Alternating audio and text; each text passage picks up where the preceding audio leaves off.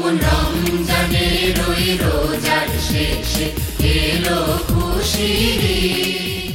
যথাযোগ্য ধর্মীয় ভাবগাম্ভীর্য ও উৎসবমুখর পরিবেশে রাজধানীর হাইকোর্ট সংলগ্ন জাতীয় ঈদগাহে পবিত্র ঈদ উল ফিতর প্রধান জামাত অনুষ্ঠিত হয়েছে। সোমবার সকাল 8:30টায় জামাত অনুষ্ঠিত হয়। বাইতুল মোকাররম জাতীয় মসজিদের খতিব মুফতি মোহাম্মদ আব্দুল মালেক ইমাম হিসেবে এ জামাতে দায়িত্ব পালন করেন এবং কারি হিসেবে ছিলেন বাইতুল মোকাররমের মুয়াজ্জিন মুহাম্মদ হাবিবুর রহমান। প্রধান উপদেষ্টা ডক্টর মোহাম্মদ ইউনূস জাতীয় ঈদগাহে নামাজ পড়েন। ঈদের জামাতে প্রধান বিচারপতি, সুপ্রিম কোর্ট ও হাইকোর্ট বিভাগের বিচারপতি, উপদেষ্টা পরিষদের সদস্য, রাজনৈতিক নেতা, সরকারের ঊর্ধ্বতন কর্মকর্তা, বিভিন্ন মুসলিম দেশের কূটনীতিক সহ হাজারো মুসল্লি অংশগ্রহণ করেন। নামাজ শেষে সমগ্র মুসলিম উম্মাহ সহ দেশ ও জাতির কল্যাণ, সুখ শান্তি ও সমৃদ্ধি কামনা করে বিশেষ মোনাজাত করা হয়।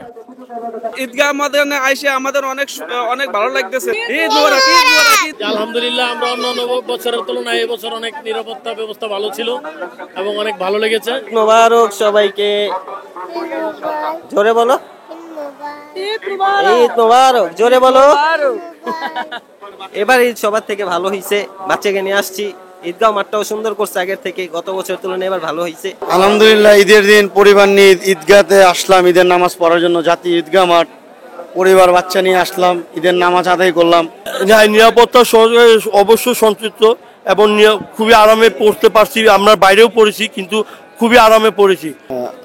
সবাইকে জানাই, দেশবাসী সবাইকে জানাই ঈদের শুভেচ্ছা। আমি অধিক সওয়াব এবং বরকতের আশায় অনেক দূর থেকে এই জাতীয় ঈদগাহেতে এসেছি।